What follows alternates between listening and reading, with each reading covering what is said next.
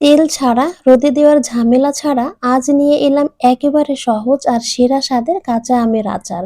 খুব কম উপকরণ, কম খরচে একদম ঘরোয়া উপায়ে তৈরি হবে এই দারুণ স্বাদের আচার।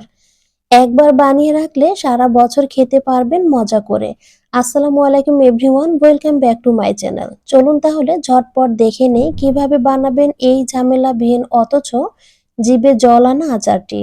শুরুতেই আমগুলো ভালোভাবে ধুয়ে আমের গা থেকে পানি মুছে নিয়ে এরপরে খোসা ছাড়িয়ে নিয়েছি। তারপর ঠিক এরকমই লম্বা আর চিকন করে কেটে নিয়েছি। সারা বছর আচার ভালো রাখার জন্য এই টিপস ভেরি ইম্পর্টেন্ট। আজকের আচার তৈরি করতে এখানে 2 কেজি আমের ব্যবহার করেছি। আমের প্রতিটি টুকরোই যেন ঠিক এরকমই আস্ত থাকে, তার জন্য চিনির ব্যবহারটা অবশ্যই বেশি করতে হবে। চিনির ব্যবহার কম করলে কিন্তু আমের টুকরোগুলো একদম গলে হালুয়ার মতো হয়ে যাবে। 2 কেজি আমের জন্য এখানে আমি 3 কাপ চিনি ব্যবহার করছি। সেই সাথে প্রয়োজন মতো কিছুটা লবণ দিয়ে দিব আর 2 টেবিল চামচ দিয়ে দিচ্ছি ভিনেগার। তেল ছাড়া এই আচারগুলো সারা বছর রেখে যদি খেতে চান সেক্ষেত্রে অবশ্যই ভিনেগার ব্যবহার করতে হবে। এখন লবণ, চিনি আর ভিনেগারের সাথে প্রতিটি আমের টুকরো খুব ভালোভাবে মিশিয়ে নেব। এখন মেশানো হয়ে গেছে, আমগুলো ঢেকে রেস্টে রাখবো 2 ঘন্টার জন্য। আর 2 ঘন্টার পরে এই আমগুলো আচারের জন্য একদম তৈরি হয়ে যাবে। এখানে একটি প্যানে 3টি শুকনা মরিচ, সেই সাথে দিয়ে দেব একটা তেজপাতা, 1 চা চামচ গোলমরিচ, 2টা সাদা এলাচ, 2 টুকরা দারচিনি। আরও দিয়ে দিচ্ছি 1 চা চামচ ধনিয়া, হাফ চা চামচ মৌরি, সেই সাথে দিব 1 চা চামচ রাঁধুনি মশলা। এগুলো হালকা করে একটু ভেজে নেব। ভাজা হয়ে গেলে এই মশলাগুলো নামিয়ে নেব। তারপর ঠান্ডা করে আধ ভাঙা করে গুঁড়ো করে নিলেই হয়ে যাবে। এদিকে 2 ঘন্টা পরে আমগুলো আচার তৈরির জন্য একদম রেডি।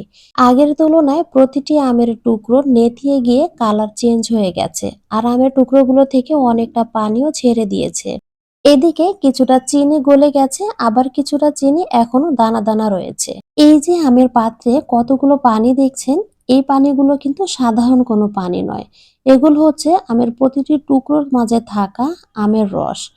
আর আমের রসের সাথে মিশে চিনিগুলো কিন্তু গলে গিয়ে একইভাবে পানির মতো হয়ে গেছে। এই পানি দিয়েই আজকে আচার তৈরি করে নেব। এবার একটি প্যানে 1 চা চামচ দিয়ে দিচ্ছি কালো জিরা। কালো জিরাগুলো হালকাভাবে একটু ভেজে নেব। এরপরে পানি সহ এই আমগুলো পুরোটাই দিয়ে দিচ্ছি। যে অবশিষ্ট চিনিগুলো এখনো গলে যায়নি সেগুলোও কিন্তু দিয়ে দিতে হবে।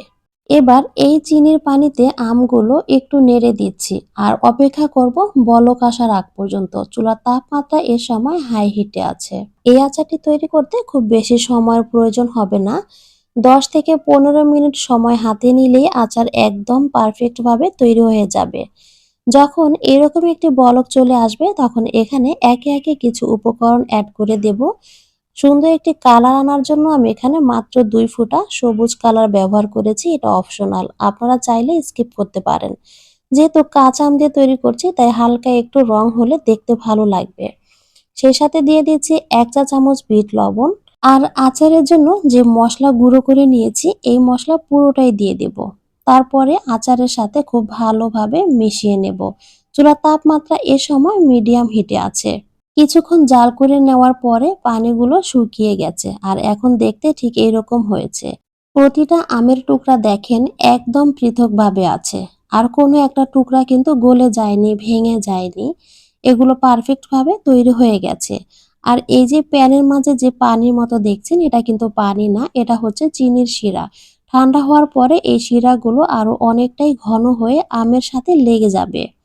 এখন কিন্তু আমগুলো নামিয়ে নেব। ঠান্ডা হওয়ার পরে আমি সার্ভ করে দেখাচ্ছি। ঠান্ডা হওয়ার পরে আচার দেখতে ঠিক এইরকম হয়েছে। প্রতিটা টুকরোই কিন্তু আস্ত রয়েছে, আবার কোনোটা একটার সাথে একটা লেগেও যায়নি। ভিডিওটি একটু হলেও যদি ভালো লেগে থাকে প্লিজ আমাকে একটু সাপোর্ট করুন। এই ভিডিওটি যদি ইউটিউব থেকে দেখে থাকেন তাহলে চ্যানেলটি সাবস্ক্রাইব করে পাশে থাকবেন। আর যদি ফেসবুক থেকে দেখে থাকেন তাহলে পেজ ফলো দিয়ে রাখবেন।